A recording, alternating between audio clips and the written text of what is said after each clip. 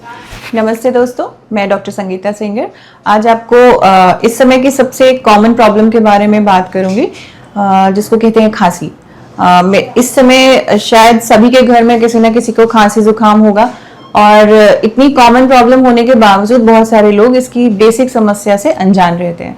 जैसे जब भी किसी को खांसी होती है तो सबके दिमाग में एक बात आती है कि कहीं टीबी ना हो गई हो या छाती का कोई इन्फेक्शन ना हो गया हो, चाहे छोटे हों, यंग एज के हों या फिर ओल्ड एज के हों, सभी को जीवन में कभी ना कभी खांसी जरूर हुई होती है।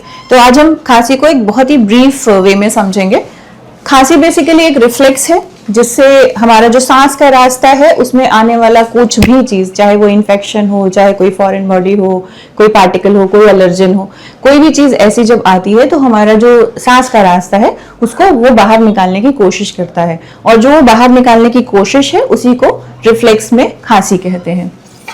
जैसे अगर आप इसको देख पाए तो इसमें आपको दिखाई दे रहा होगा कि ये हमारी नाक का हिस्सा है, ये हमारे मुंह का, और यहाँ से हमारा गले का हिस्सा शुरू हो जाता है।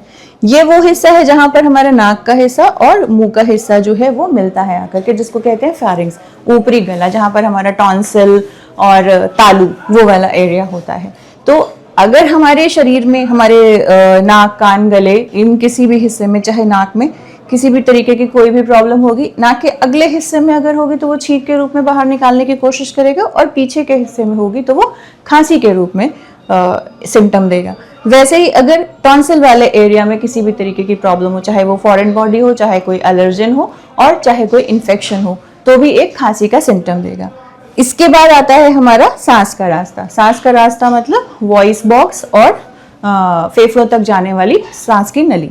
तो जब वॉइस बॉक्स आता है तो वॉइस बॉक्स में भी कुछ ऐसे एरियाज होते हैं जैसे कि बोलने के तार। अब बोलने के तार पे कोई एलर्जन आएगा तो उसके रिफ्लेक्स में भी खांसी आएगी। और सपोज कभी कभी ऐसा होता है कि जैसे काफी समय के लिए एलर्जन का एक्सपोजर है या काफी समय के लिए इन्फेक्शन है, तो ऐसी कंडीशंस में कई बार बोलने के तार पर कुछ परमानेंट डैमेजेस हो जाते हैं, जैसे उस पर अल्सर हो जाना या कई बार छोटी छोटी सी गांठें बन जाना। इस तरीके की कंडीशंस जब होती हैं तब भी कई बार हमें बार बार खांसी आ रही होती है। इसके बाद आता है हमारा नीचे का सांस का रास्ता, जिसको कहते हैं फेफड़े और फेफड़ों तक जाने वाली ये नली। तो अब आप समझिए, खांसी की जो समस्या है वो सिर्फ छाती तक सीमित नहीं है। वो खांसी की समस्या हमारे नाक, मुंह, गले और उसके बाद जो वॉइस बॉक्स है और जो फेफड़े हैं वहां तक जाने वाले पूरे रास्ते से संबंधित हो सकती है। तो जब भी खांसी आपको 2-4 दिन से अधिक आए तो उसको नजरअंदाज मत कीजिए। हो सकता है कि वो किसी न किसी बड़ी बीमारी का लक्षण हो। अगर एलर्जी की वजह से है तो भी उसको नजरअंदाज ना करें, क्योंकि अगर इनिशियली अपर एयरवे की एलर्जी है और आप उसको वहीं पे कंट्रोल कर लेते हैं तो ये भविष्य में दमा बनने से बचा सकता है। तो इसलिए जब भी खांसी आए, 2-4 दिन से ज्यादा टिके, तो फिर उसको तुरंत डॉक्टर के पास संपर्क करें।